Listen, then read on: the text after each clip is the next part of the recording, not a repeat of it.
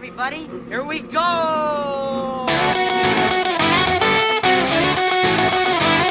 You're mad. Thank goodness for that, because if I wasn't, this would probably never work.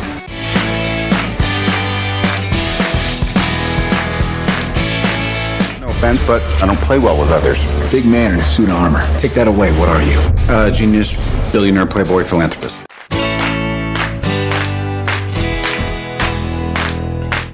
You stuck-up, half-witted, scruffy-looking nerf herder.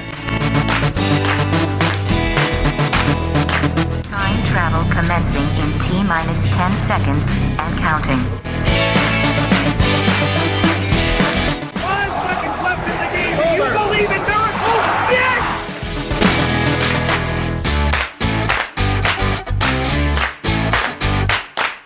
Welcome to the Disney Guys Uncensored, where we explore a lot more than just Disney. This is episode 102, recorded on Monday, March 1st, 2021. We're your hosts for tonight, Drew, Tim, and special guest John Blanco. On tonight's episode, we break down the newest and one of the most advanced theme parks on the planet, Super Nintendo World. And folks, this episode is sponsored by Wish Upon Magic, an Etsy experience specializing in stickers, keychains, Mickey ears, and handmade home goods, where a portion of every purchase goes to Make-A-Wish Foundation to help spread that magic. Mention the Disney Guys Uncensored in the notes section before checkout, and you will definitely be getting a magical freebie. I did it myself, folks, and we did a lot of good freebies. Wish Upon a Magic is your place for fluffy handmade items. Give them a follow on Instagram at Wish Upon Magic, Etsy, and their website, www.wishuponmagic.com, where you can find magical new selections every week. If you want to see some of the selections, folks, that I picked out, I posted on the Ohana earlier this week some of my favorites that I got delivered to myself last week, and they are fantastic. Also didn't mention here that this episode is made possible by you amazing supporters over at Patreon. Please visit our Patreon page at www.patreon.com/the Disney Guys Uncensored, and you can be like our fellow guest, John Blanco, who's been a Patreon, one of the original Patreon supporters. John, thank you so much, folks. If you don't know John, he's been around for a while. He is a host of Dad's After Dark Show, a Nintendo-focused podcast. Who better than have here than John? Welcome to the show. Hey, Drew. Hey, Tim. So nice to be on. This is my second appearance. What was my first appearance? You were back on episode 35, the original roundtable that we've ever created about Disney Plus. This might have been before Disney Plus really came out. It might have been. I remember we were arguing about Mighty Ducks being the greatest movie ever. But that was a good time. And I remember I was on with Jordana when she was just a guest. That's right. It comes full circle, right? It does. That's right. Maybe I can come on every 100 episodes. I want to land in the 200, so we'll discuss that. Oh, it's part of your contract. All right. So as one might say in the world of Mario, here we go.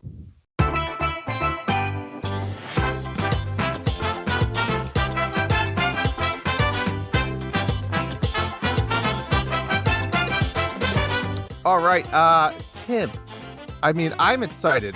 You know, John knows, if Disney is not one of my favorite things, Nintendo is right there by the side. I am a diehard Nintendo fan, for you that don't know.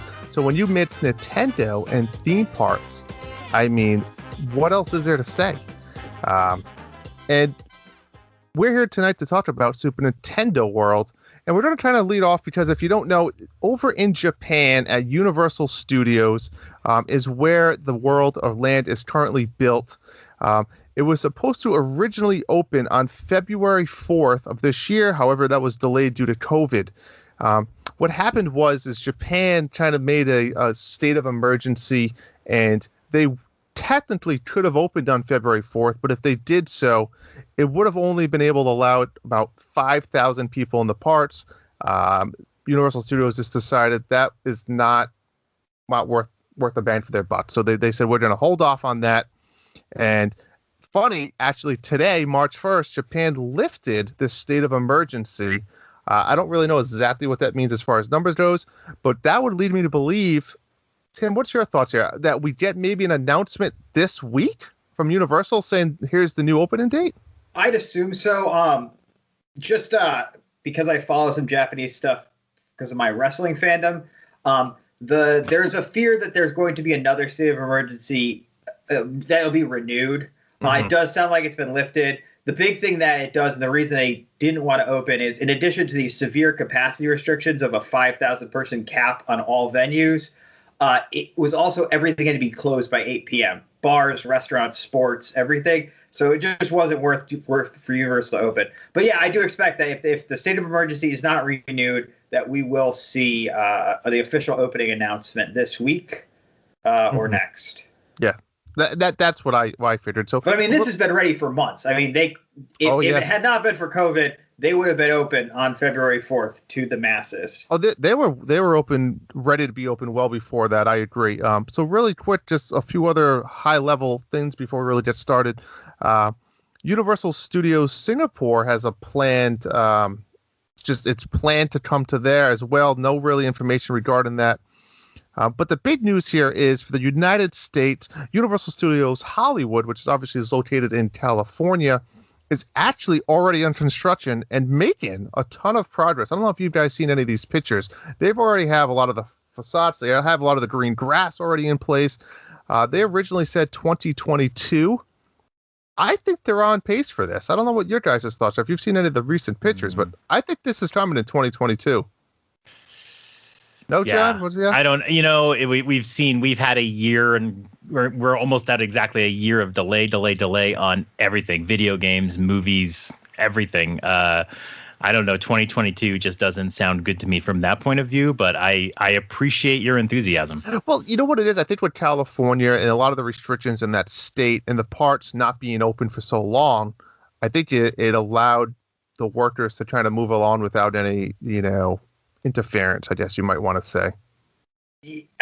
I kind of agree with John here. Like, on the other hand, even Florida stopped construction for a couple months, and they never had any kind of COVID restrictions. I mean, California to this day is technically in some form of a lockdown. Mm-hmm. So I wouldn't be surprised if we saw some delay, although one of those big buildings is supposed to be the Mario Kart ride building. Is at least the outer building for it is built already. Yeah, and I think a lot of the time when they're building for Japan, right? They came through a lot of the hiccups and items that how do we build this? They figured all that out. So if it truly is just let's say a mirrored image, they should have all that kinks kind of worked out, right? So hopefully it's just a simple, maybe some of the stuff's already built. Maybe ordered quantity of 3 Yoshis, and now you have them ready to go. Oh yeah, I'm sure with the animatronics and stuff that's the case. And Japan and Hollywood were supposed to be a cut and paste job. The one that was supposed to be different, of course, is what I assume you're getting to next. Yeah, so Universal Studios Orlando in Florida, of course, if you don't know, Universal Studios is building a third gate, right? So we have Isles of Adventure and then just Universal Studios, the original, right? Epic Universe, if you've never heard that name, Epic Universe is their third gate, which is supposed to encompass a multitude of different lands, which we really don't even know them all yet. Now, from what I understand, Epic Universal land has been cleared, but pretty much that's it. Right, Tim? Yep. I don't know. Yeah, they announced it indefinite delay right at the beginning of the pandemic. So, and originally it was supposed to open in 2023. So again, it was always supposed to be pretty far out. Now, due to COVID, who knows? The last thing I just want to mention here over now, pretty much from here out, pretty much everything we're talking about is going to be Universal Studios Japan related because that's what we have. That's what's there. They have had a media day a couple weeks ago, so that got us really inside the ropes on a lot of different things, really hands-on experience. A lot of good videos are out there, a lot of good, all those things. So we really get to see it pretty well. There was one thing that I saw them mentioned about selected area timed entry tickets, which is nothing new, Tim, right? I mean, we've seen this in other amusement parks, essentially saying you can't come to the park your entry is between 12 and 1. The only thing I didn't see is how long you can be there for. I didn't see anything if there's time limits, whether you can come between 9 and 12, then you have to leave, or if it's just the time you enter the park. So this will be something interesting to see. What's your thoughts on this, Tim? Yeah, I mean, this isn't any different than like the opening weeks of Avatar, the opening weeks of Galaxy's Edge. These super high anticipation theme park lands. They want everybody who gets in to actually be able to have the experience. So it's natural that they're going to limit the capacity to it. Mm-hmm. All right.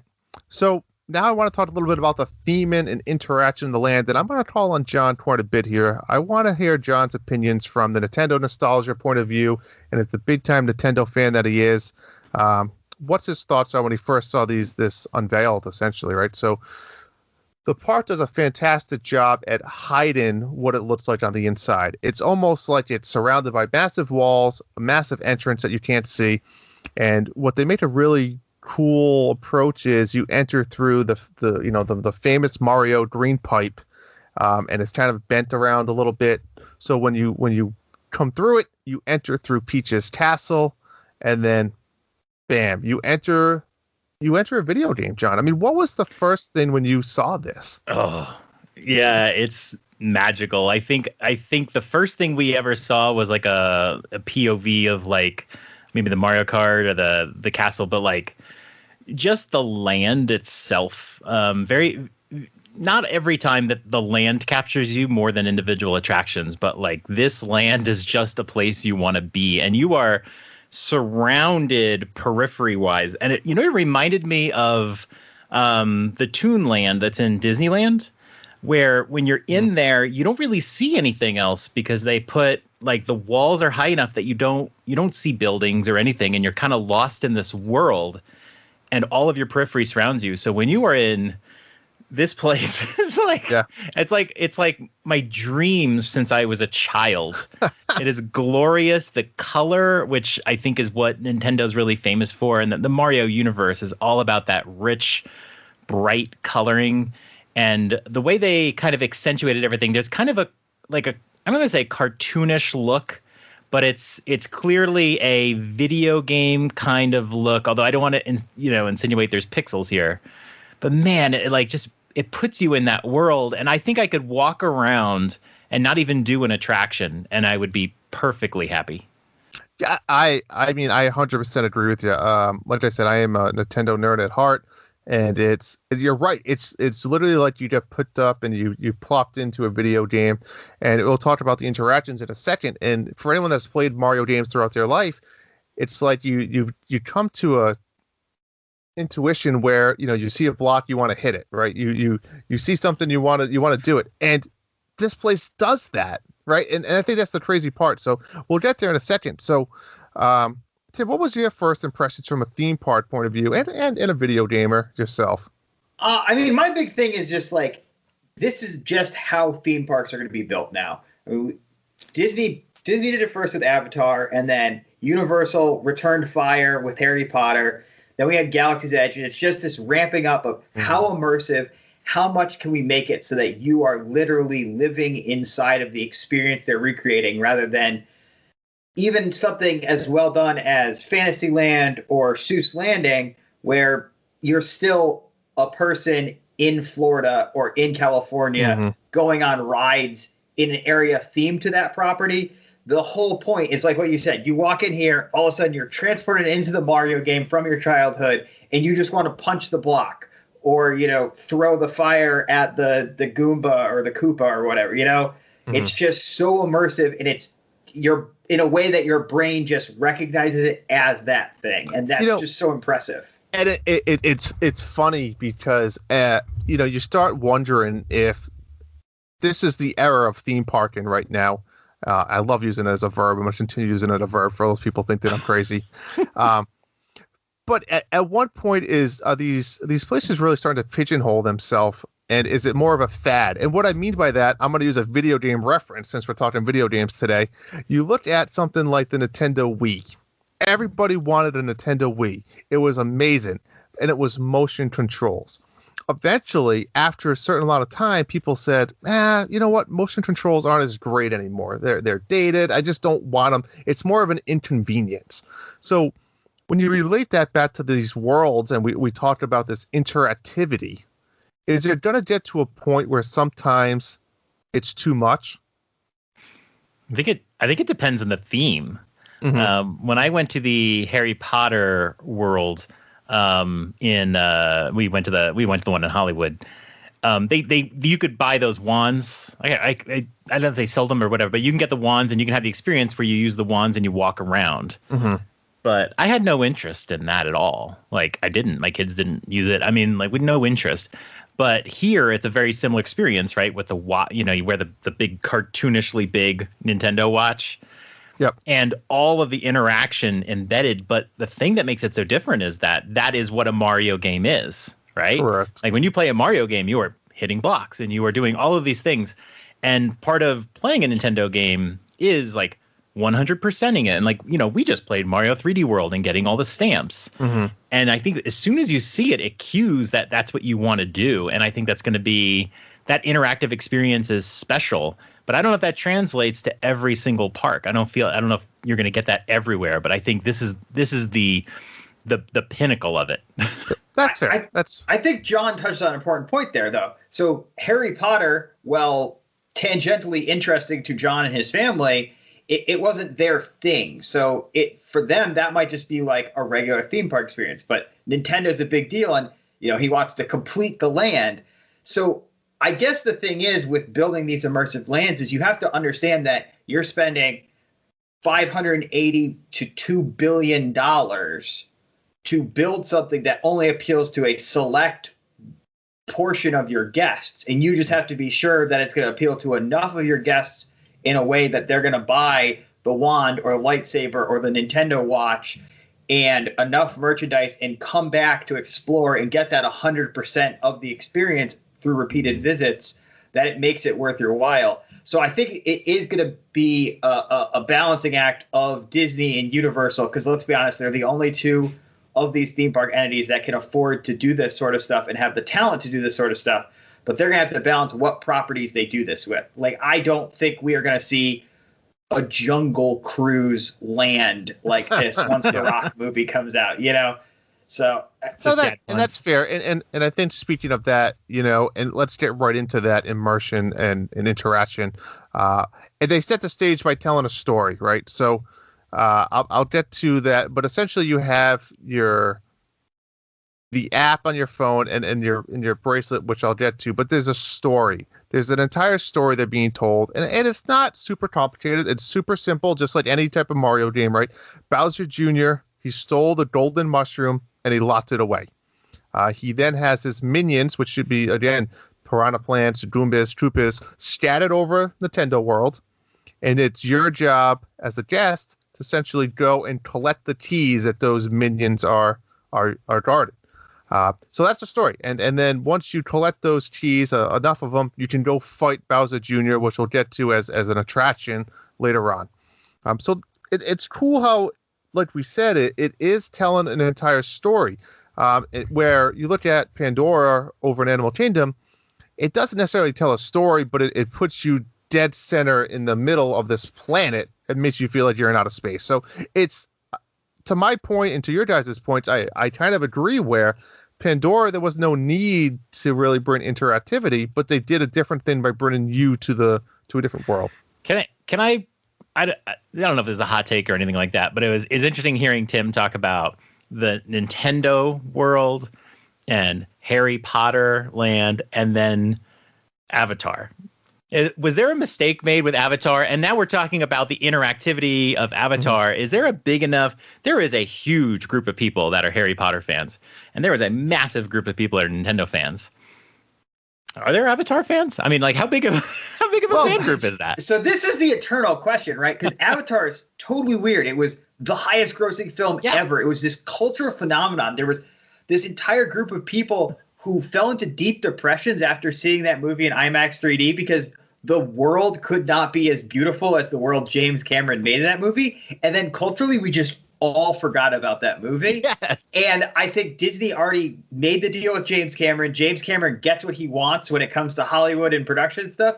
And they were just pot committed to making this thing. And it kind of has served as the prototype to all of these other ones that came after it. But you're right. I don't think there are Avatar heads the same way that there are Harry Potter, Nintendo, and Star Wars fans. And it's beautiful. I mean, it's a beautiful land. And when I went there, I was like, this is beautiful. I'm not interested at all. Like, that's what it was. It was like, wow, look at everything. That's great. Okay, where do you want to go to Everest now? Like, it didn't suck you in. So anyway, I just the only thing I would say about that, though, and I'm not defending either one, but you look at Pandora and you can enjoy Pandora whether you've seen a movie or not.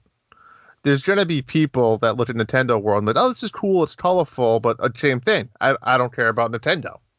So you're right. You said it earlier. It all depends on your personal preference and stuff. But I don't disagree, John. It is a very interesting take. Where's those movie numbers 2 and 3? I think that's the bigger question. All right. So interactivity within the land. There's a few things I want to talk about. And John already alluded to one of them. Is the power-up bracelet bands. This is your Magic Band equivalent. And yes, folks, it is a slap bracelet. I mean, how cool is that? It's an RFID chip built into it, same as any other type of bracelet like that. And you get to actually choose 6 options. Mario, Luigi, Yoshi, Toad, Peach, or Daisy. Nice to see Daisy. When did Daisy become a big thing? I don't even remember this character as a kid. Daisy was I think she really got introduced a lot in a lot of the Mario sports games. It's kind of when she started showing up. They're low on girls. I mean, they just wanted more female representation, and so Daisy has become in there. But otherwise, it's like they have Wario, Waluigi, whatever. So Daisy's here. She's cool. She's not bad. I like Daisy. Yeah. So you have those bracelets, and then you use your phone. Similar to Galaxy's Edge, if you've ever been there. If not, it is your phone. You scan your bracelet, and that pretty much is how the fun begins. Once you open the app is beautiful. The map is amazing. It's just like the My Disney Experience app, where it has the map interactivity with all different shops and things like that. You can see line weights, the whole 9 yards. It's the same thing, but it is beautifully done, where it's almost like you're playing a video game on there. Now, the cool part is, John said he wants 100% the land. And if you're a non-video gamer out there, that pretty much means you want to do everything there's possibly to do in a video game. You want to beat everything, every level, every little achievement. You want to do it all. And that's essentially what you can do here. So throughout the land, there's a lot of interactivities where if you do something with your Magic Bracelet, or your power-up bracelet, it goes straight to your phone. And the first collectible is stamps. So there's stamps hidden, I guess you could say, throughout the whole world. You can find them throughout the park by using your power-up bracelet. So, for example, question mark blocks. If you see a question mark block, you can kind of touch it or hit it, and it lights up a little figure, and it's a stamp, and the stamp gets added to your app. So now if you go in the app, you might see a bunch of silhouettes, and then that one silhouette lights up, and now it's a stamp that you collected. That's pretty cool. There's touchscreen panels throughout the park. There's actually a slot machine. There's music note blocks for all those that have played Super Mario 3. You know what I'm talking about. You can hit those guys. There's also hide and seek challenges, where this is actually some of the newer games. Most recently, Super Mario World 3D, where if you look through the binoculars, you have to kind of find the hidden character somewhere. And if you lock the binoculars on that character, it like recognizes it and it adds it to your app. It's truly incredible technology.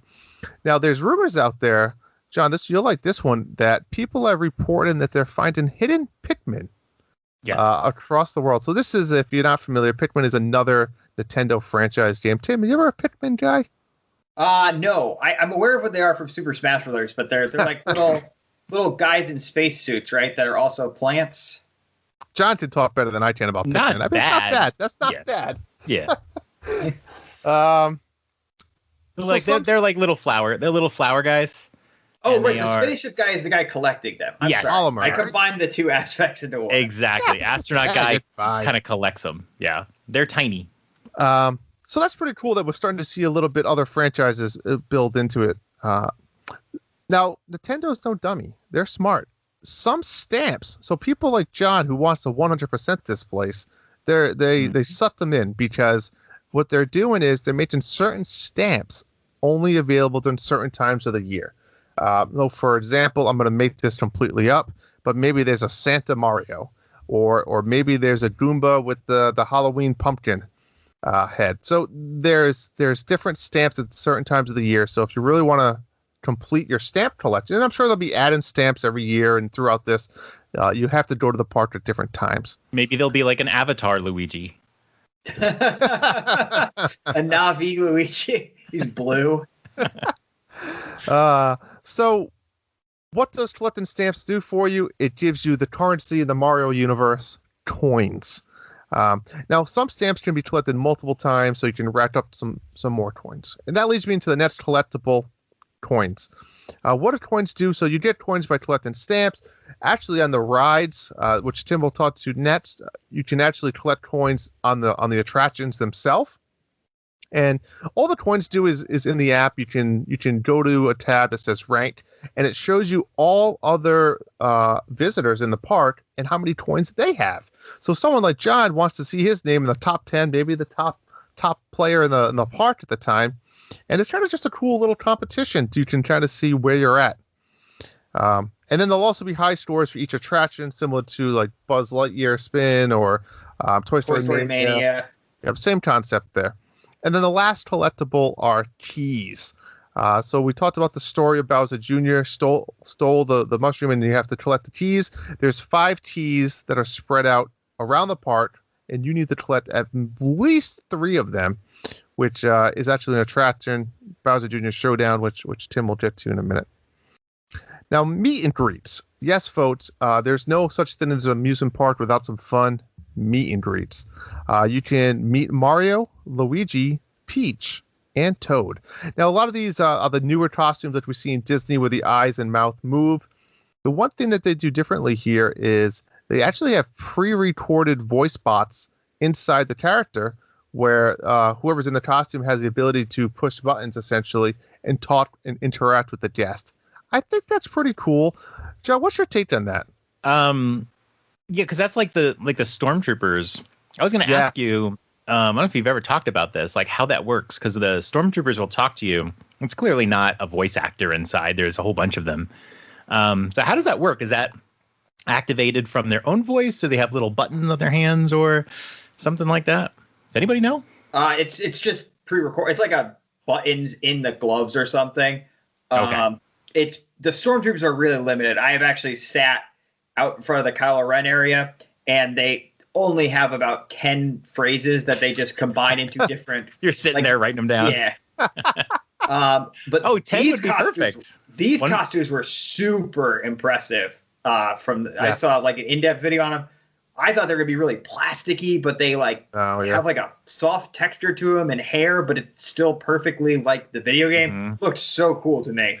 Have you seen the way like Toad moves? Toad has a very unique way of moving. Yeah. So Toad is. I don't know if it's like the person is uncomfortable well, it's not a person in the suit, right? It's Toad. But like I don't know if it's just uncomfortable the way they're walking, or it's really designed that way because he has a very unique way of. I just love it. He's top heavy. I want to see Toad. A lot of Toads in this land. There are a lot of Toads. Toads is a popular character. Toad's a fun guy. Now, John, of this guy. Oh, girl. Is that intentional? Of course it was intentional. Oh, man, that's a good pun there. So, what Mario character would you also like to see as a meet and greet? The ones they don't have? I mean, someone that they don't have. Who would you like to see maybe added in the future? I have only seen a handful, but I think meeting Wario and Waluigi, I think are they there? I haven't seen them. Those are the only 4 characters they have. Okay, to date. So yeah, Wario and Waluigi, and I think a really cool one would be like Poochie from the Yoshi series. Okay, I think dog. Like, my kids would love, because my kids get very shy around the human characters. Like, I don't think any of them would want to meet like a Disney princess or anything like that. Mm-hmm. But even in a suit, like Peach dressed up in an outfit is probably, they get really nervous. But like an animal. I'm glad they did it this way. like you said, it looks exactly like the video game character. It's not just a person dressed up as. I agree. We'll never have like a 1950s style costume that looks hideous and scary when we look at them in pictures like 60 years later, unfortunately. Yeah. Tim, what about you? I mean, you are a Mario fan. Bowser. Anybody else? Me too. I want a full size, just a huge, massive Bowser. Yeah. I just want to hug him. And then going back to Avatar, if you've ever seen when they do the meet and greet with the combat robot, and it's like a guy in an actual mech suit that's like powered. Yeah. You need to basically do that to make the Bowser big enough to scale with these, but that's totally what I want to see. I mean, I'd fly to Japan. Fire. You know, it would be great for like a parade where we like have Bowser and the Koopas, and they just do it in the same style of like the Star Wars, where it's Vader and the Stormtroopers. Just start playing the Imperial March, and just like and have the Koopas just say all those very scary things to you. That's awesome. It'd be awesome. So lots of stuff to do already that we've talked about, and yet we have not even gotten to the 3 main attractions yet. So, Tim, why don't you take us away on the 3 main attractions? Absolutely. So we'll start with the slow ride, the traditional dark ride, which is Yoshi's Adventure. This is as traditional dark rides it gets, very, very, very slow moving. The cars are shaped like big Yoshis. They look like they seat about 4 people from the videos. And it's indoor-outdoor dark ride, which is actually interesting because Japan's climate is very similar to America's. You know, there's regions where it's warm, but they definitely have seasons, and they definitely have rain. So this is a ride that either they're going to run in the rain sometimes or is not going to run all the time. So you start out in a little indoor area, and then you immediately go outside and you just have an amazing view, unobstructed across the park, of not only the whole park, but of this like almost vista-like view of Peach's castle. And it's pretty high up, right? This ride? Yeah. So this ride is definitely the whole area is kind of shaped almost like a layer cake. Like there's a big base and then a medium level and then a forced perspective top level. And the Yoshi's ride all takes place in that middle level, which is really neat. So you have this great view of the castle, and that's the big part of the first ride is you're kind of looking out over the land, you know, get your pictures ready. There's almost what I describe as a Koopa drinking bird. I don't know if that's something they made up for this land or is that an enemy? No, that's an enemy. What are they called, John? They're like the ostrich looking. Oh, the ones that just peck down. They look like the old school little vials. Yeah, that's exactly what it is. Yeah. They peck down. There's one of those right as you're about to go back in, and then you enter a warp pipe, and it's that same. Looking at all the rides, this is consistent from the moment you walk through the warp pipe to enter the land. They've really done this same look with the pixels and the sound in the warp pipe to keep that consistent. Mm-hmm. So that happens again. There's a cool little Easter egg where if you look down, there's a spur off the warp pipe, and it shows you some planets that are in the shape of Mario and Luigi's head, which I have to imagine are from a game or something. Mario Galaxy. Yeah. And you can see I am not the Nintendo guy on this episode. And then you come out and you are in Yoshi's village, and there's a Yoshi flying along, held up by balloons with Baby Mario on it, and some Shy Guys with propellers.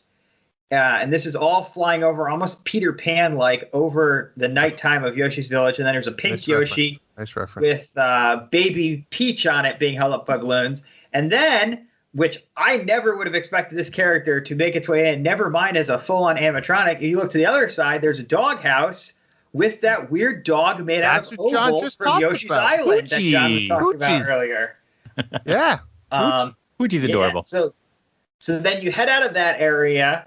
And before you get into that area, I have to just stop you because my favorite part is when you enter the warp pipe to go inside, and the giant thwomp looks like it's trying to fall on you. Oh, I thought that was the next. Oh, I had that out of order. Okay, yeah, totally. I thought maybe I'm wrong. I thought it was before you entered that one.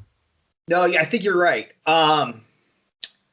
So you come out of the Yoshi's Village area, and you are kind of outdoors in like a Yoshi forest, and there's all sorts of baby Yoshis like in the in Yoshi's Island for Super Nintendo. One of them's inflated with another Yoshi trying to pull him down, and then you get a little Captain Toad, who I don't think was in that game. Captain Toad's good though. He's like studying the Yoshis, but the real cool thing is at this point, after you pass that Yoshi forest, you're just out kind of traveling along the scenery of the land itself. So all those things that when you're on the ground, you're looking up and you see, oh, there's some spinning coins, and there's one of those cactus guys that wiggles across, and there's a Koopa with wings jumping along and flying.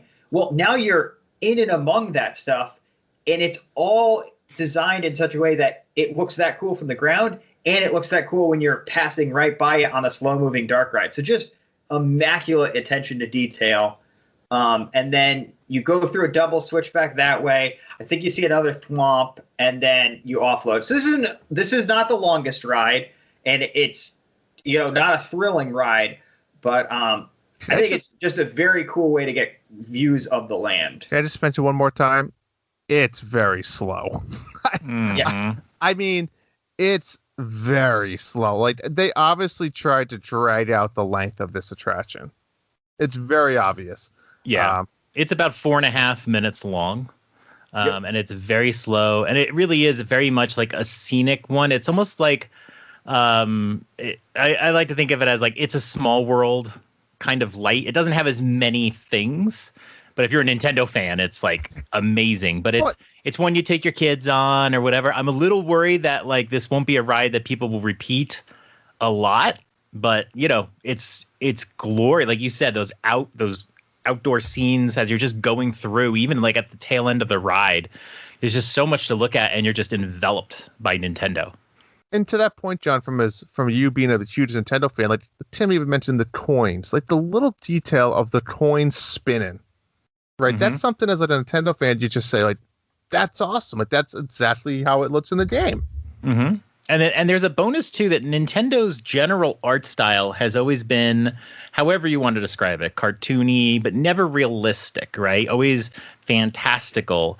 Whereas, these days you see games like Last of Us and the very like realistic rendered graphics, but it works out great in a theme park because now you are in this fantasy world that looks exactly like it does in the game. There's no, you don't have realistic characters around where you're like, oh, their eyes look weird. Or you're going through Pirates of the Caribbean and you're like looking at Jack like, ooh, there's something off about him. Like this is like, wow, it like everything is so real to you. I love it. You know what? And you bring up a great point, and I want to, Tim, we look at like Avengers Campus, right, over in Disneyland. And I mean, yeah, there's some iconic buildings there, but essentially you look at it and you say, well, if you take away the A for the Avengers and you take away the theme, is it just like a you know what I'm saying? Is it still... I thought the same thing. Like if my mom doesn't know anything about the MCU, so never mind take away the A. If I took her to Disney's California Adventure, I went, well, this is the big Marvel thing that everybody's so excited about. Yeah. She would be like, this looks like a college campus. And I'll be like, that's good. It's called the Avengers Campus. Yeah. But this, like, everybody knows Nintendo, even if you're not like a video gamer, because it's just been around for so long and it's synonymous with video games. So, yeah, I think this is much more fantastical than that. And I think even if you hadn't even seen a Nintendo game before, if you took grandma and just plopped her here, she would be looking around wide-eyed like, wow. Like, you don't really have... I mean, of course, there's a lot of appreciation if you have. But if you've never been exposed to this and seen this, I mean, it's just wild looking. It is. It is crazy. I agree. All right, Tim, what else we got? That's Yoshi's Adventure. The next one is kind of a attraction that takes place throughout the whole land. And this one's a little interesting to me because this one requires at least one person in your group to have this power band. And they are just giving you the power-up band. I looked it up while you were talking about it. They're about $32 US at the current exchange rate. Wow. So that's a pricey slap bracelet. A family of four. I mean, but how do you go to this park and not get one? I mean, I feel like that's the only way you're tracking all this stuff. The app is not collecting your coins or pounding the blocks without it. So, John, when it opens up in California, your family goes, you're getting all the power bands and stuff? Oh, there would be, yeah, of course. There would be no way I could come up with like, all right, we'll do one power band as a family and we'll try to get the stamps and we'll give it. No way I would be murdered. Oh, so you're doing everybody in the family's getting a power band. Everybody has to get a power band. I mean, if this was any other park, I'd be like, we don't all need ones or whatever. No, it's all off the table. Everyone's getting a power band. Just all right. That's the way it is. That's what I agree. One of each art, so we can have the full collection of you might as bands, well. I assume. Do you get to keep the power bands? Oh yeah. Yes. Okay, cool. Yeah, it's like the main definitely suit. gonna One of each. I'll take one of each, please. So there's these big thing in these Japanese theme parks is these walkthrough attractions, and it sounds kind of like hokey, like something you'd see at a Santa Land if you're from New England, but these are incredibly well done. Always all these animatronics, all these moving elements of these Japanese theme parks are just immaculately maintained. So this stuff is always impressive. And here what it is you have these 5 interactive set pieces that you have to kind of find in the park, and they will present some challenge that you interact with your power band. The first one is the Koopa Troopa Power Puncher, which I saw a video of that, and it's like there's a Koopa Troopa in the background walking along a row of bricks, which is, a pretty iconic Mario image, and you have to punch with your power band towards a button, and it shoots it sends a bomb up a pipe. Oh, POW block, I'm sorry. It sends sends a shell up a pipe, and you have to time it in such a way that it bumps the Koopa from below, and then he knocks and turns into a shell, and then you collect your key for that challenge. So, I mean, these are not like in Galaxy's Edge, there's the data pad app, which is obviously just a phone app, but all you're doing really there is scanning a QR code and answering like some questions or solving a very simple block puzzle on your phone screen. This is a interactive element where you are triggering animatronics to do things, and there's a fail state to not doing them correctly. Basically living a video game. Then there's the Piranha Plant Nap and the Babam Kaboom Room, neither of which they have allowed the media to film yet, other than the Babam Kaboom Room they've showed what it looks like. It's down you walk through a maze, not a maze, it's kind of a maze underground, that makes you, what's it called? Minus World? Like the colors switch and the music switch, like a very iconic Mario. It's underground world. Okay. Too. But and then you go into it, and there's a giant Babam, and you have some sort of way you have to blow up that Babam with your magic band. I did see a video on both of these things. I think the Babam one, you have to like this giant bomb, and you'd hear it ticking, and I think you need multiple people, and you're interacting, pushing buttons to not let it go off. The Piranha Plant one, I did snap a video of it. I saw. And it's essentially like there's 8 buttons scattered around, and then like time clocks, and you have to keep hitting the ones that light up to keep the Piranha Plant, I think, sleeping or awake or whatever it was. But it was interesting to see. And again, you need more than one person to do it. Well, that's cool. So actually, my theory of you get one band for the family to do it. No, they're trying to get the whole party with these. Oh yeah. Then you have the Goomba Crazy Crank and the Thwomp Panel Panic. And you need to have successfully complete at least 3 of these to be allowed into the Bowser Jr. Shadow Showdown, which Drew and I watched a video of right before this started, and that looks really cool. So you're entered in as a group into this room. You get instructions, and basically it uses it almost projects your silhouette into a video game, where your actions are mirrored on the projection, and it's Mario Paint inspired of all things, and you are trying to fight off Bowser Jr. and his minions while you paint all the colors enough to repaint this kind of lava area into a rainbow area. And then from there, which I think is the coolest thing, you get a first-person view where you do the jump and knock down the Bowser flag and raise up the Mario flag, like at the end of every Mario level. So that is really, really cool. It's the best way I have to describe it. If you guys remember the old Nickelodeon show, Nick Arcade, when at the end they went into the video game and they interacted with it. It's kind of cool. John, what's your take? I don't know if you had a chance to watch this video.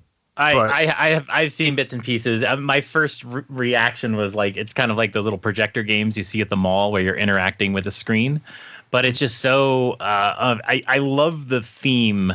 There's some Mario Sunshine elements in there, and that's Bowser Jr.'s first appearance. So seeing all of that in this dark room with all these interactive experiences, it reminds me a lot of what's the name of the Toy Story Mania.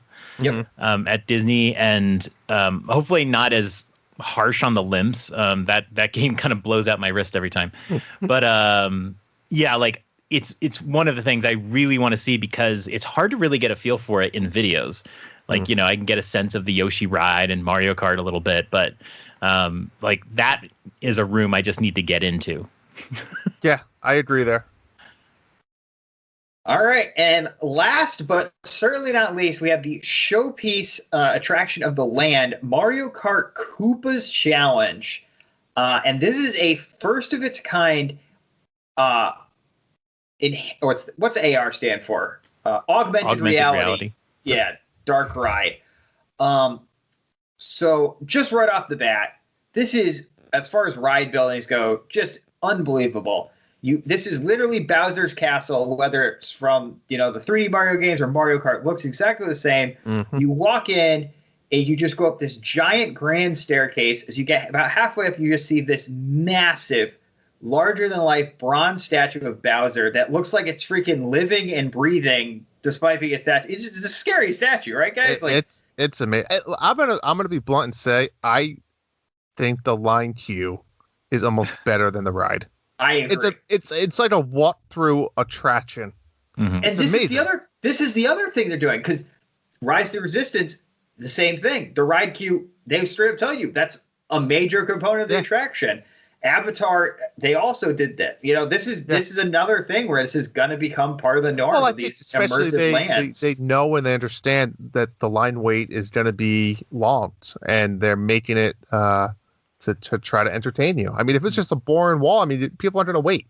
Yeah, this is the ride that is going to suck in the people. This is where most of the people in Nintendo world are going to be. Agreed. So continue on that queue, you come up this grand staircase, incredible Bowser statue, and then you look and there's a trophy case with exact replicas of every trophy from Mario Kart. Like all the different cups when you pick, you know, 50cc flower cup, 200cc star cup, all those trophies from all the different games are in Bowser's trophy case. So apparently he won them all. And then on the other side is the new cup, and it's the Universal Studios cup. And it's done in the same style, but it's got the Universal Studios Japan logo on it. And then from there, you go into this awesome garage area with stacks of all the different wheels that you use to customize your kart in Mario Kart 8. Is that the current one? 8? Yeah, and not just like black tires, but like colored tires, like the custom tires that you unlock and use. And I really love that touch. Yeah, and there's the gliders that you use hanging from the seal, just like all the aspects that you would find in a garage where they build and maintain Mario Karts for a race are in this first room. And you kind of wind through there. There's all sorts of cool details, all sorts of cool banners and flags that are like represent the different teams that are also like the items from Mario Kart. And the next area you get into is the MKTV production truck, which MKTV was like the fake TV channel that would produce the replays in the current Mario Kart game. So in kind of the center room, there's a full-size production van with the big Mario cartoony style satellite on top to broadcast this race that's about to happen, and all their production of equipment and TVs and stuff. And then after you get out of that area, you are in Bowser's library with all sorts of books that I'm sure you guys could tell me are like inside jokes and references to other Mario This is probably my favorite room here. There's just everywhere you look, it's incredible. Now, I mean, John, from your point of view too, this is something that we never really seen directly in a video game. But to Tim's point, it's the nostalgia stuff. As a fan, you should spend an hour in this room and see something different. Probably, everywhere you look. Yeah, it's gorgeous. I don't know how believable it is that Bowser is very well read, but I mean, it's a beautiful room. The details here are just off the wall. Like on a couple of the shelves, there's like a book that's open, and they just have a Boo hologram that's like floating around and like sticking out its tongue at the guests and stuff. Mm-hmm. And then in the center of this one, there's this amazing model of the track that Bowser has planned out for this race. Then from there, we get into Bowser's throne room. We get to see his throne. And interestingly, he's got a picture of Princess Peach that he's left leaned, kind of stuck in the cushion there. Don't we all? Throne room to go race. Just another like magnificently detailed room. We exit there into some sort of like a weapons factory that Bowser's running. Yes. That appears to be manufacturing all your toadstools, your blue shells, your stars, your banana peels, bombs, POW blocks, all that stuff. So you go through this factory area, and then you're in the first of two pre-shows. The first one uses Mii's to explain to you how to properly wear the headgear that is so integral to this ride. And then the second one is a full 2.5 minutes of instructions on all the mechanisms of this ride, because there are a ton of things going on with this ride. And that one's taught by the Mario characters. Because on this ride, you get a plastic Mario hat that has those like dial-in straps if you've ever worn a hard hat for work for anything. Like that. And then on the vehicle itself, there's this clear visor that's connected by a cable to the vehicle, and that clicks in front of your eyes. And that projects 3D images directly, personally for you. And as you look around, those images are where they would be in space, just like if you're playing like Pokemon Go on your phone, except for real. And in this game, you're shooting your shells at the enemies and collecting coins, and you do all that by looking around. And you also have a steering wheel, so you're trying to steer along the course to also collect coins. So this is all explained to you in that second pre-show. Mm-hmm. So now we get on the ride, and the most interesting thing about this ride is you think it's Mario Kart, you're racing. This is gonna be like Test Track or Radiator Springs Racers. It's not. Yeah. This is another slow ride. The illusion of speed is all done because not only is this a dark ride with practical effects and animatronics, it's got the 3D AR, but because you can see through that, it also has projection mapping and really high definition screens. So I think it's important to explain that. If you have never seen the video, like you said, Tim, right? It's harder to do. They keep taking down the videos. So imagine a piece of glass 1 inch from, like 2 inches from your eyes, right? So not necessarily like sitting on your nose, right? And imagine that glass is showing Mario Kart, other cars, enemies, like on a TV screen, but at the same time, you're also looking through that glass into the actual ride, which is a typical dark ride with their full animatronics, their full set pieces. So there is a lot going on. There's background screens showing the race to give the illusion of speed. So it all works. It works, but it's tough to see in videos. I will give you, this is something you need to see in person. But meanwhile, like you said, also you're also steering with a steering wheel. You're shooting shells. You're looking for coins. And the crazy for the shooting shells, that uses head tracking in the visor itself. So the shells are shooting where you turn your head, and then you're pressing the triggers on the steering wheel. So you might be turning to the right and trying to follow Bowser with your head and shoot shells at him.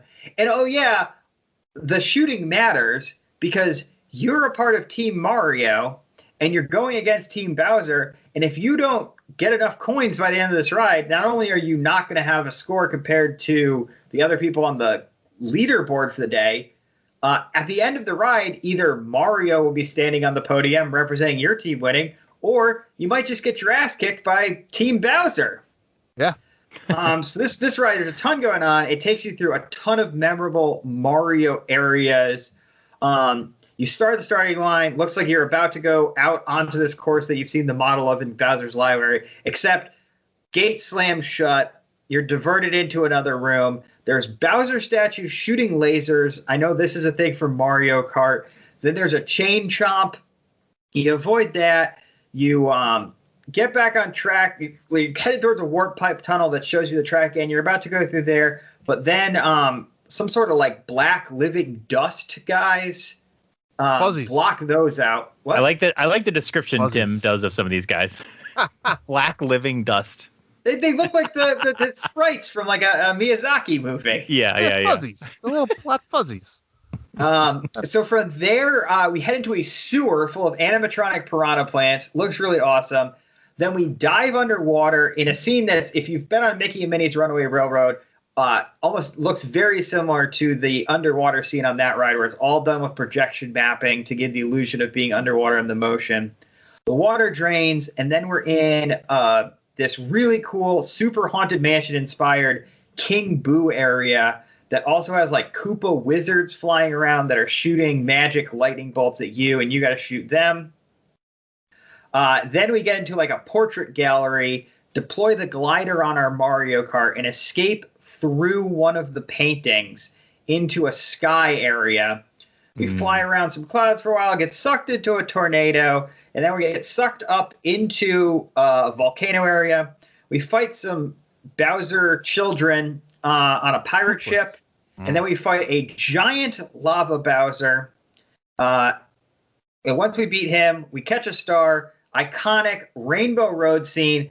This is totally crazy. I think they're going to have that flashing lights epilepsy warning on this ride for a number of reasons, but especially this Rainbow Road area. And we race to the finish against Bowser himself, and hopefully you've collected enough coins on this crazy journey, and either Mario or Bowser will be represented as the win, and from there we get to see the individual leaderboards for you versus the other people in your car versus the other cars, and all that, just like on Toy Story Mania. So what do you guys think of this ride, being Mario aficionados? I want to ask John the question, where Timmy did a great job describing it, and this it's one of those things, it's hard to even watch 1,000 videos on it. I feel it's something you have to experience, but John, mine and yours, any Nintendo fan, lifelong dream has to done Mario Kart, right? You want to be in Mario Kart. What's your take here? Is there just way too much going on? Would you have preferred just a normal ride, or you're all in? When we found out about this years ago, I think you like you said, test track or some kind of like speed experience. I don't know what I think until I'm on it, but yeah, the decoration is unbelievable. Library scenes, the cloud area, and it's hard to get a what it's going to be like with the AR glasses on, but like we've raced these tracks for years, literally, like the cloud track. I mean, like I know that track inside and out. Rainbow Road, I'm a little worried it's going to induce some PTSD. But like everybody is like least, but everybody's favorite. You don't want to fall off the side. I mean, you're literally going around and into like, oh, you got all these memories. It is just, to use a Drew word, amazing. It is so, I mean, the art there, and I feel like I would want to take my visor off and just look, because there are scenes, especially like earlier on, where there's pipes, and each pipe has a projection going on in it, so you can look into a pipe.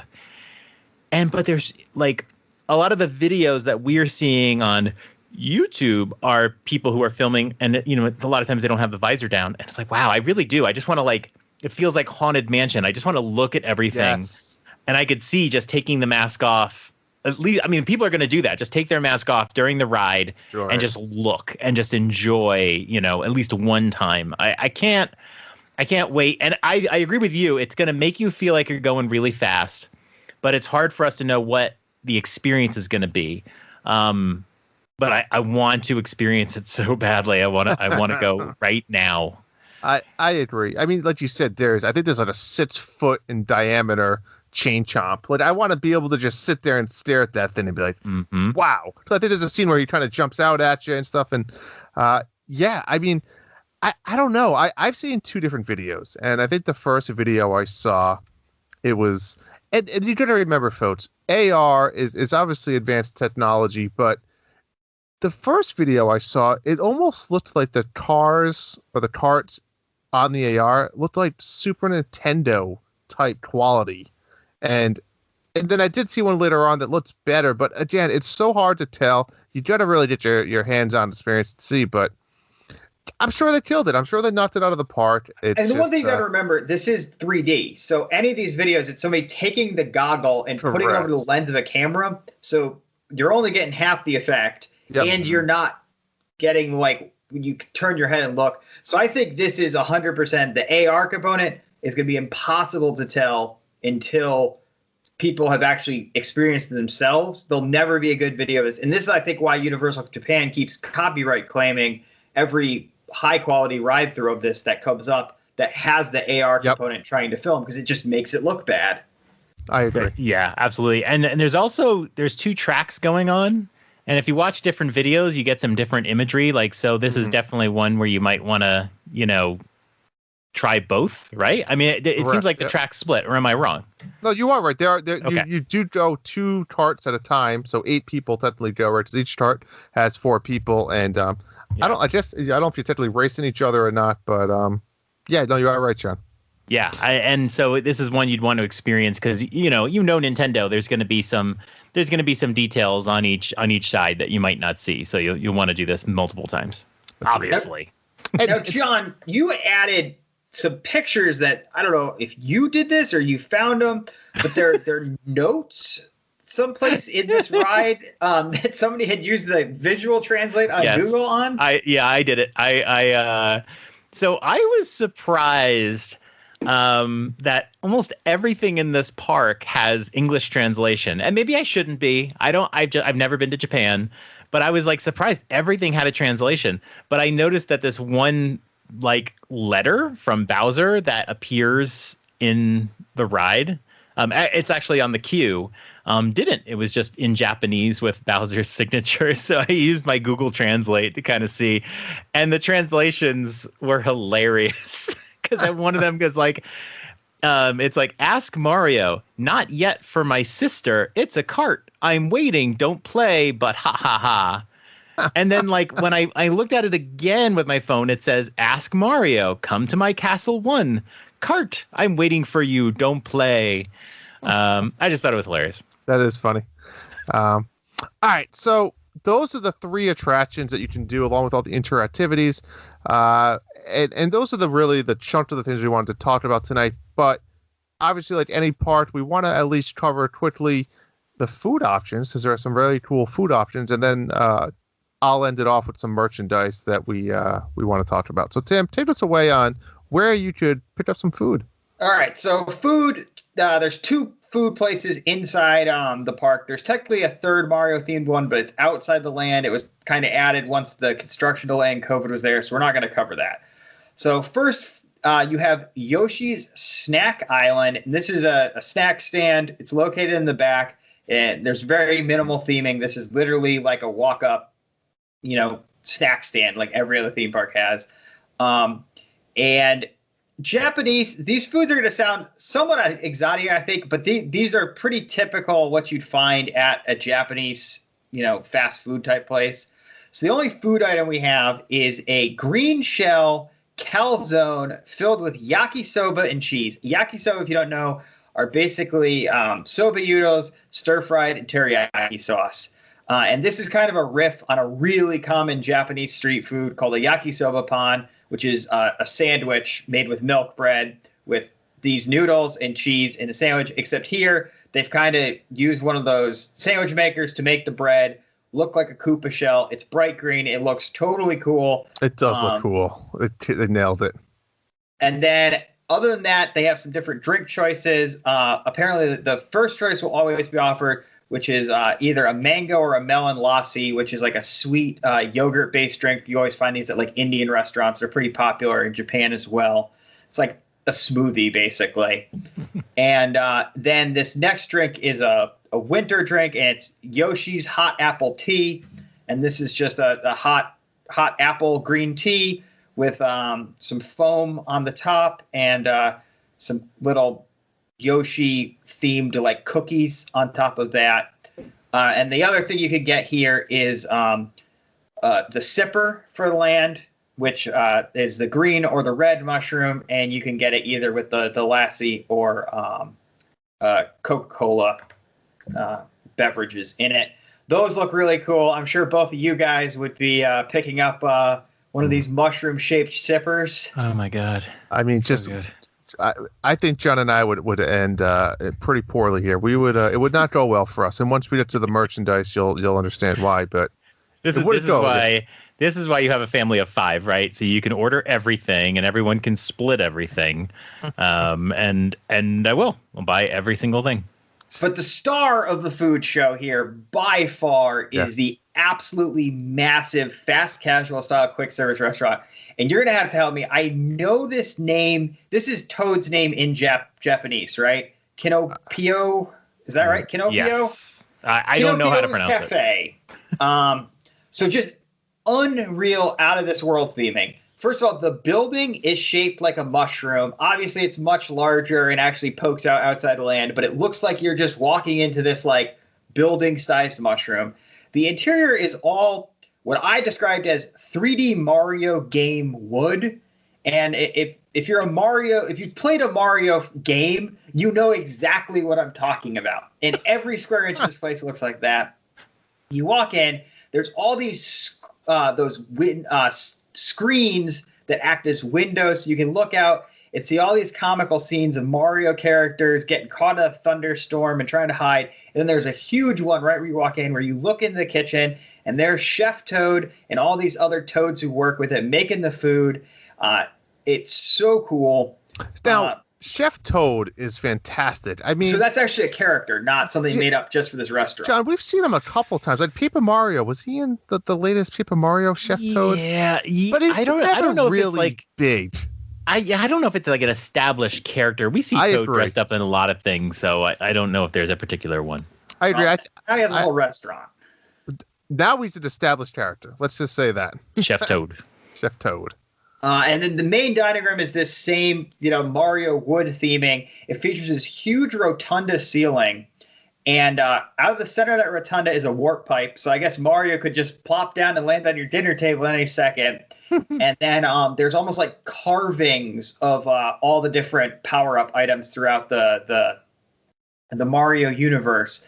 The counter where you order your food at is just incredible because behind the counter, just like how all those trophies were in the trophy case, there is real life-sized each and every power-up that's ever been in a Mario game. The mushroom, the Tanuki suit, the fire flower, the cat suit, the cape, all that stuff is all up on this shelf there, almost like you could just reach out, grab it if you wanted to, but don't do that. You're going to get kicked out.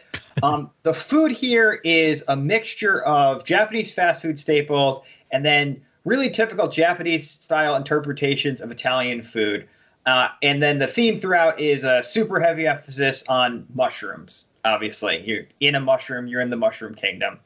And the only thing I think I'd be remiss to not mention is you can order an entire cake for the table that is based on the cake Peach Bakes Mario. And it has a big cookie that they lean on the front of it that is printed in English and Japanese to be the letter that or the note that Peach leaves Mario that says, like, hey, I baked you a cake, or it's just like a fairly well-known letter. John, right? that reminds me of Mario the original 64, right? Paper Mario as well. Remember the original one when you're in the Peach's castle up and you could go back and forth? And she would send. Yeah. The cake thing with Peaches, I've seen it in multiple games, but I mean that's so cool. That's awesome. So John would order one for himself. I would because I need to taste everything, so I can't eat the whole cake. So this is a giant menu. It has 8 entree choices, 2 different kids entrees, 2 salads, 3 a soup, at 2 different pizza things, 4 desserts including the cake, and then 2 special drinks. So I don't think you're trying everything, John. This is a little bit more expensive than typically this food would be. This is about almost double what the food was for a quick service meal when I was at Tokyo Disney. But this is a style of food that you see a lot in Japan, where it's a themed cafe, whether that's for, My Neighbor Totoro or Hello Kitty or Kirby or Pokemon. But Tim, do you think we see this type of theme in here in the U.S.?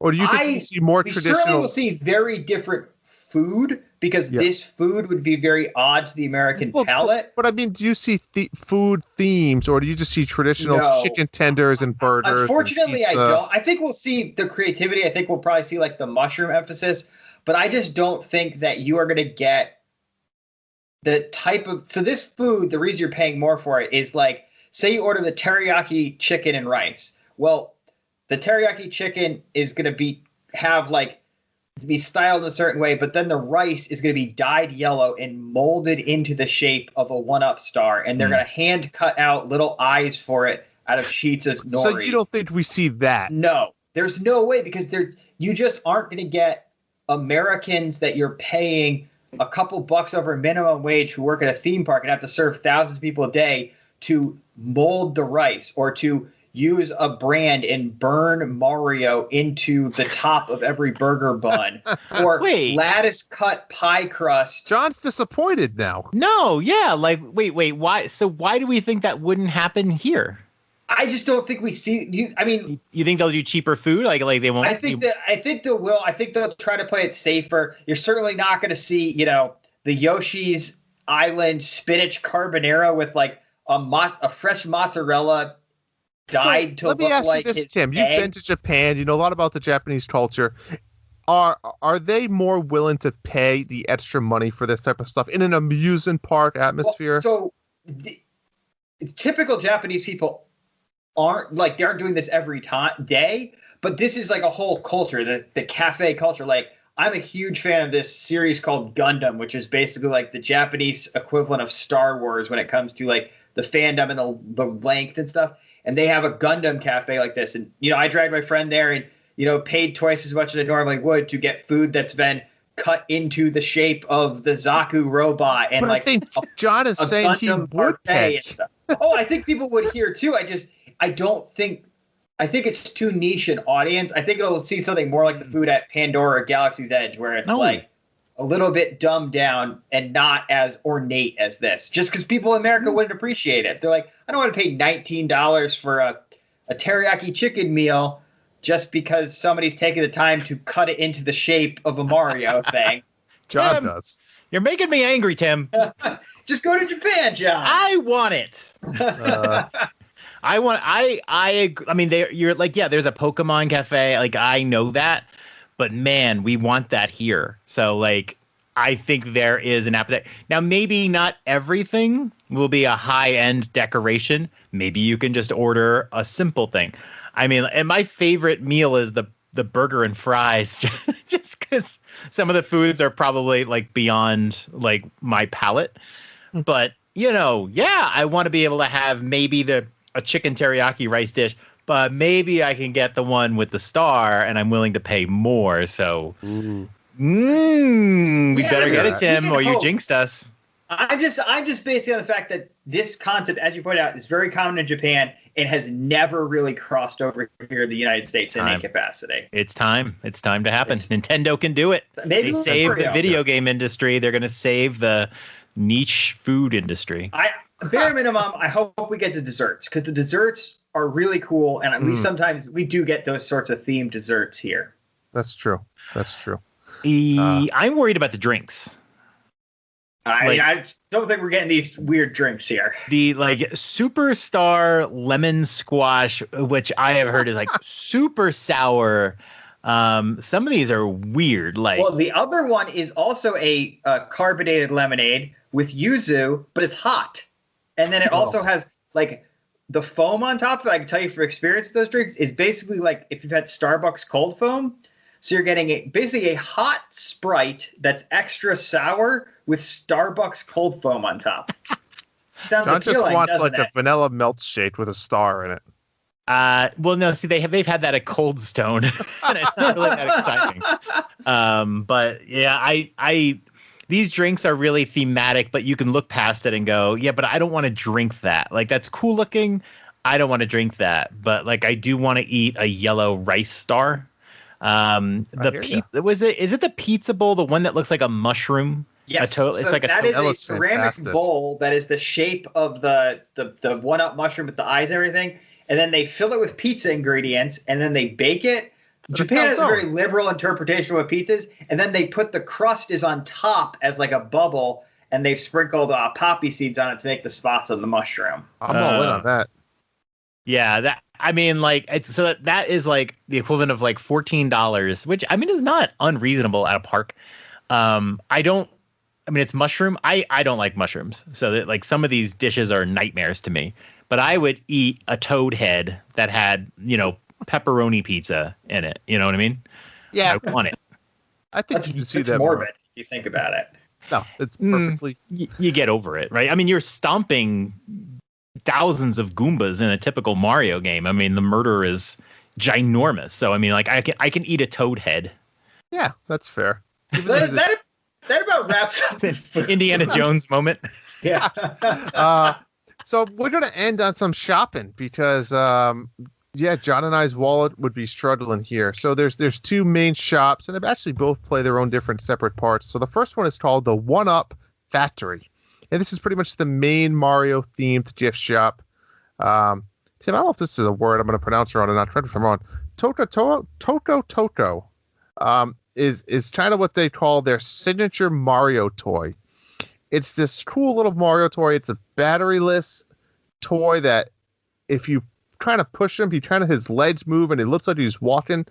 It's hard to explain, but it's an incredible design. I think it comes in two models. It comes one with the pipe and then one with the red shell. And it looks like if you push the red shell, it looks like Mario's running from it. It's really cool.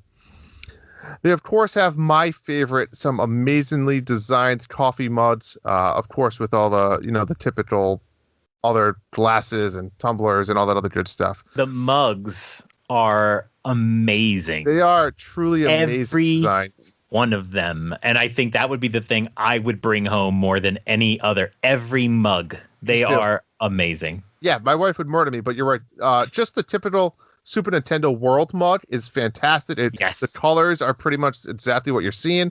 And then the individually themed ones like the Goomba and the Boos. Oh man! And those are like the ones with a name, right? Like if your name's not Bort, you can find one. And like these are the times where I'm glad my name is John. I think all three of us would do pretty good. Yeah. Yeah, they're just. I'm in.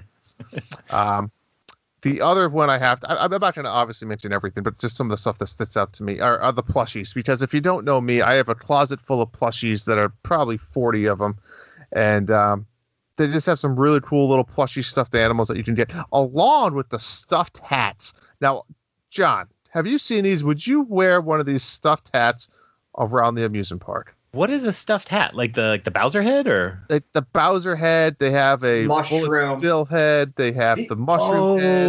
These are super common, and once you got in the park, you would, because Tokyo Disney, we walked in and you just see groups of guys our age.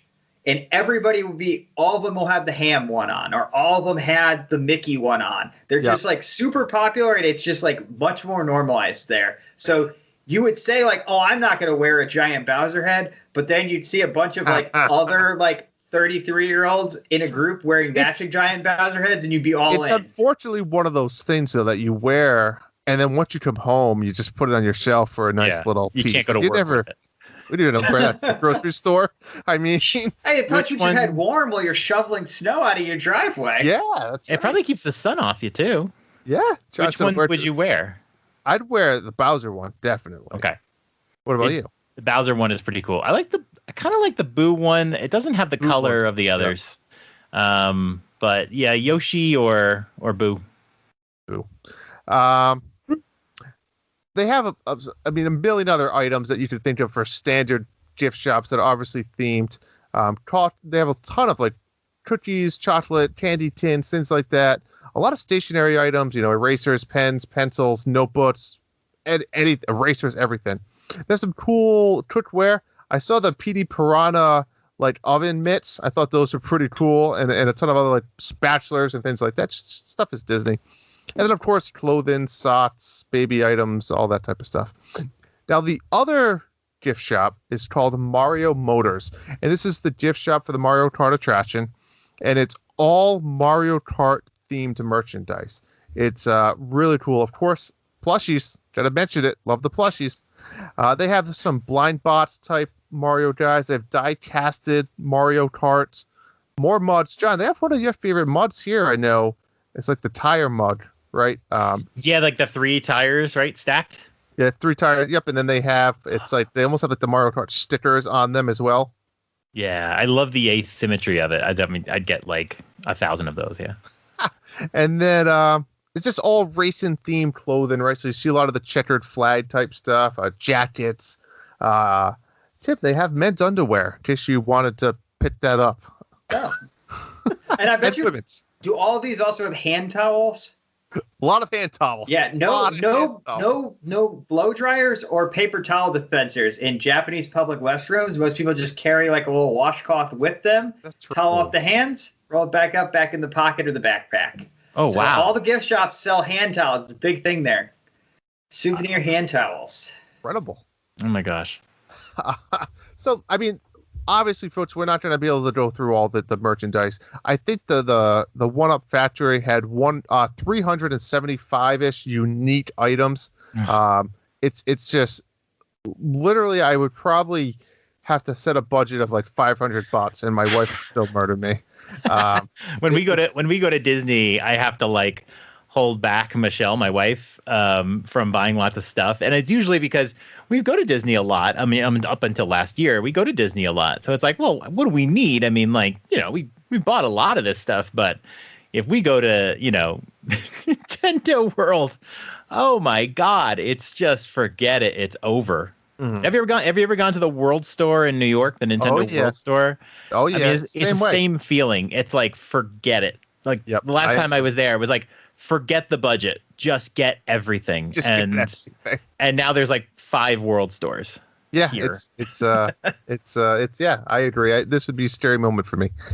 So I want to end on some final thoughts and go through some of the Ohana polls and questions that we asked them. So the first one we asked earlier in the week was, who's your favorite character? We asked Mario, Luigi, Yoshi, or Peach.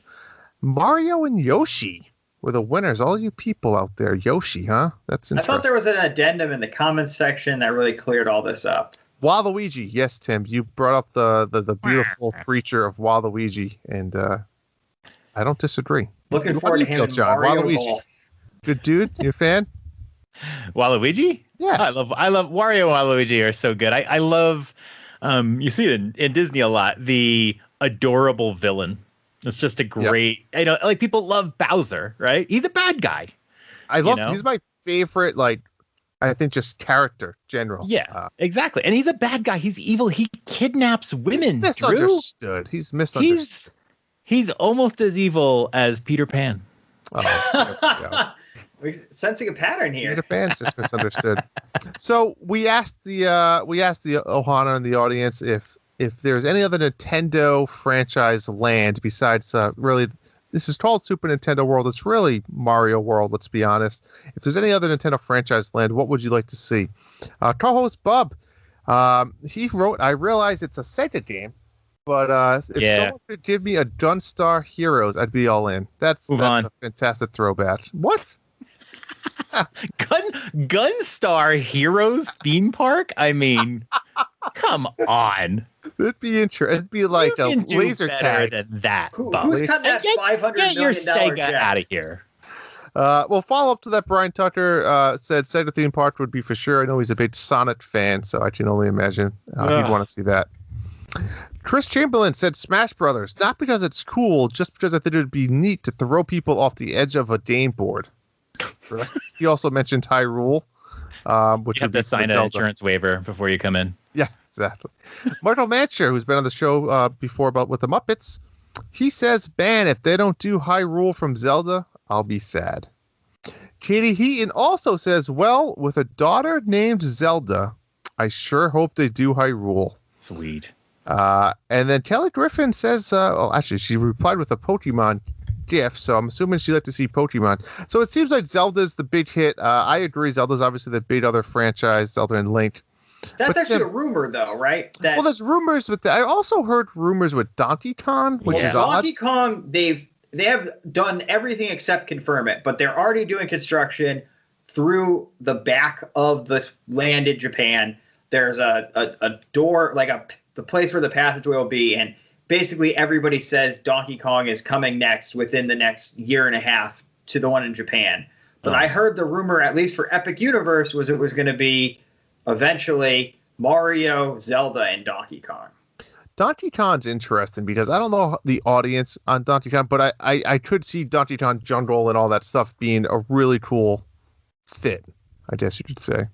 But I think Donkey Kong would look amazing. I think Hyrule is easily the next logical thing. I don't know if anything will ever match the universality of a Mario, world.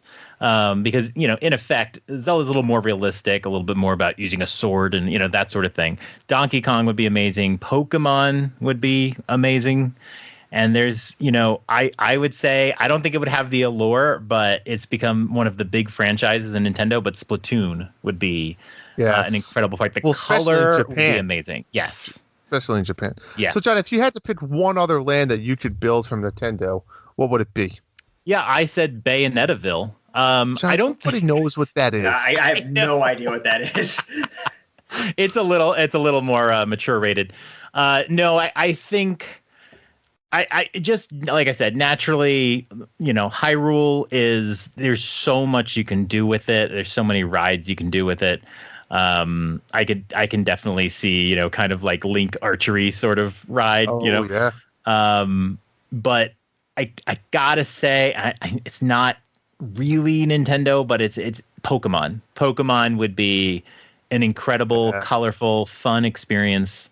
I think that is the franchise that would do it. But I could go with it. You could see a Metroid. I mean, there's so many worlds that Nintendo has created that are so colorful and vibrant. Yeah. You could do so many of them. But it's gonna be Zelda or Pokemon. I hear you there. So Tim, you look like you have some plushies there for us. Where are you going here? What land? It's incredible to me that there is not a Pokemon presence in the theme parks. It is literally the most profitable media franchise in history. Pikachu ranks above Mickey Mouse in recognizability worldwide for children. Now, there's been a rumor for years that Universal actually owns the theme park rights to Pokemon, and for years there was a rumor that they were going to demolish Woody's Kids Zone. Not Woody. Yeah, Woody Woodpecker's Kids Zone. Woodpecker, yep. And replace it with a Pokemon Land in Orlando.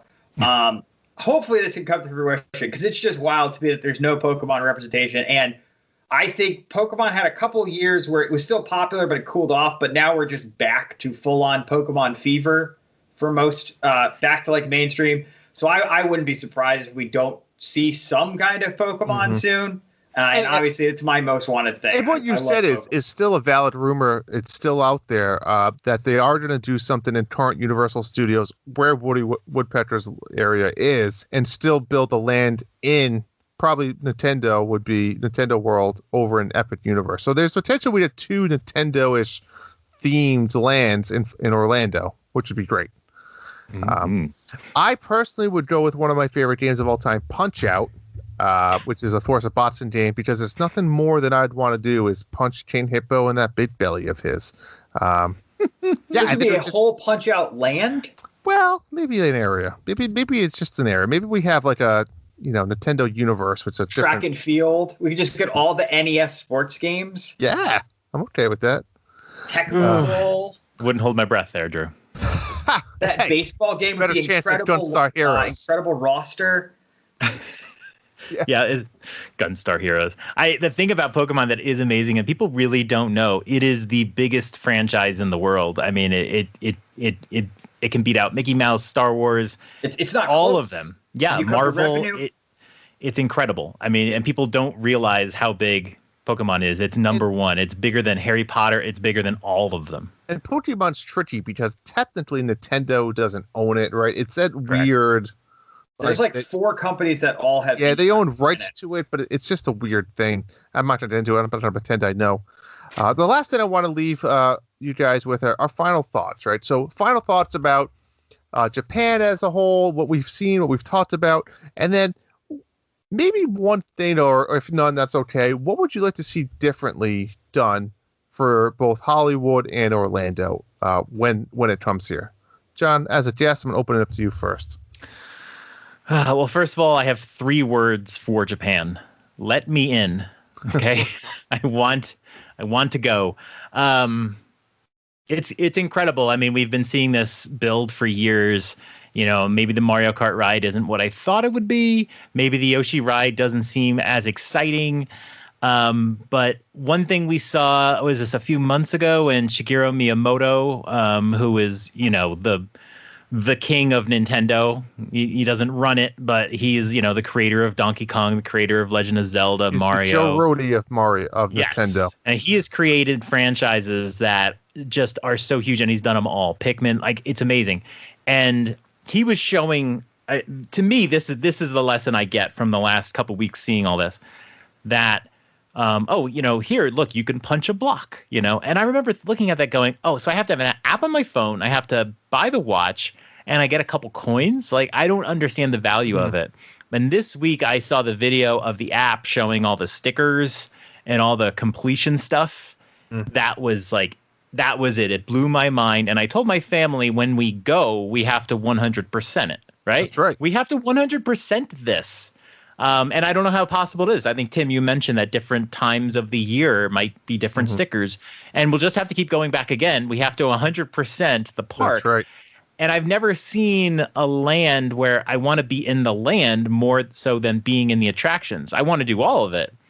But, man, what a complete experience it is. And I cannot wait for it to come to California, Florida.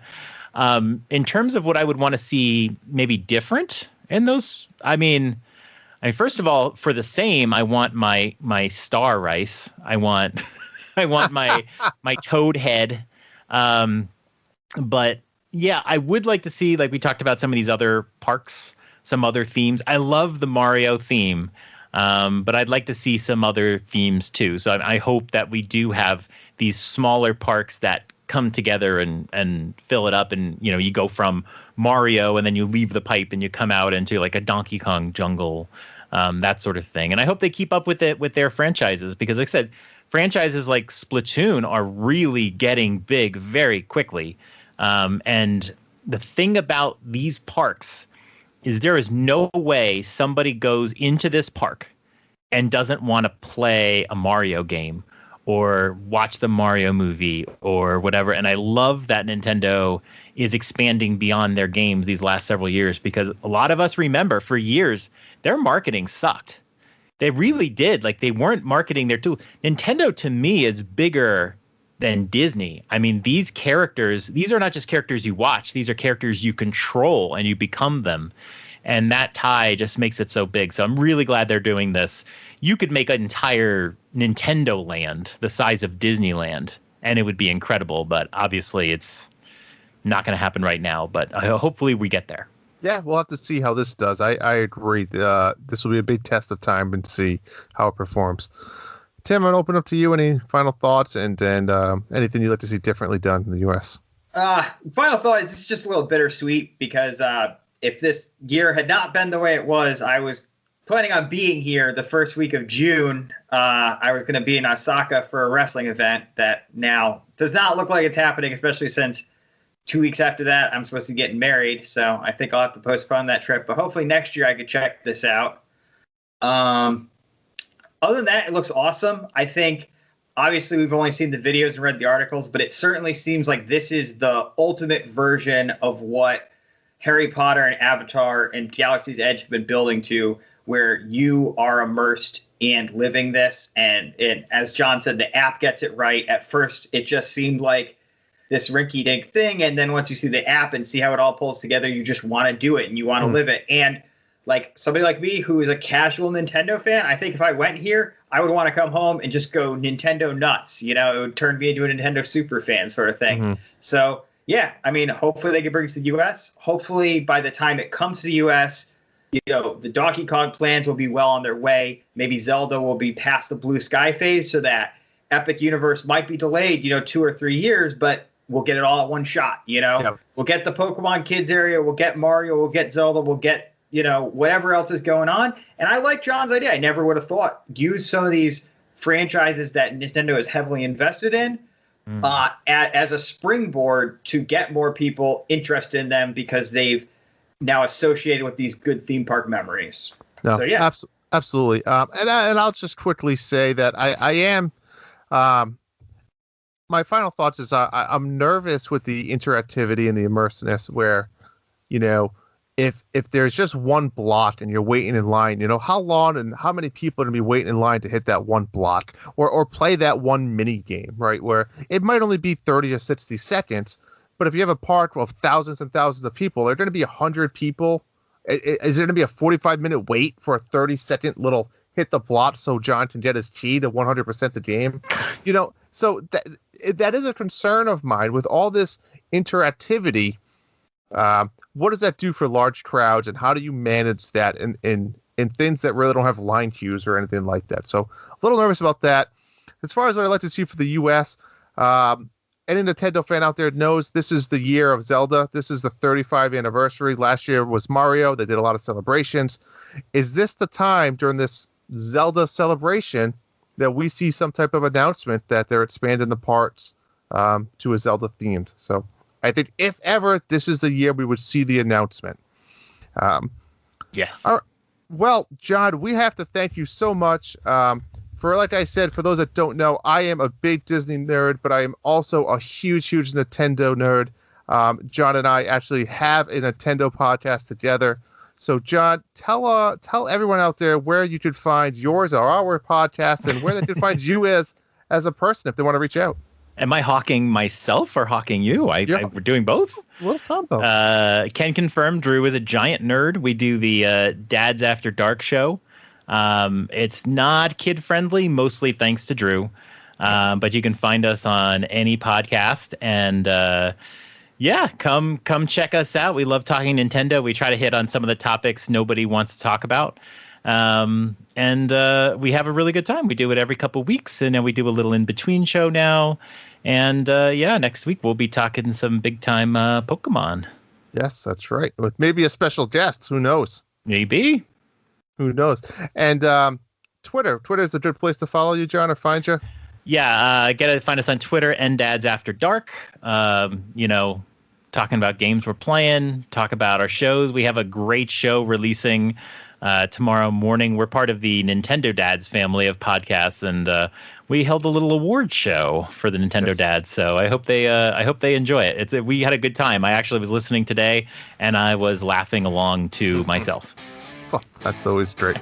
Well, John, Tim, thank you guys. It's been an absolute blast talking the two favorite things in my life with you guys. So that is going to wrap up this episode of 102 of Super Nintendo World. Thanks for listening as always, folks. And it has been the Disney Guys Uncensored. After careful consideration, I've decided not to endorse your park.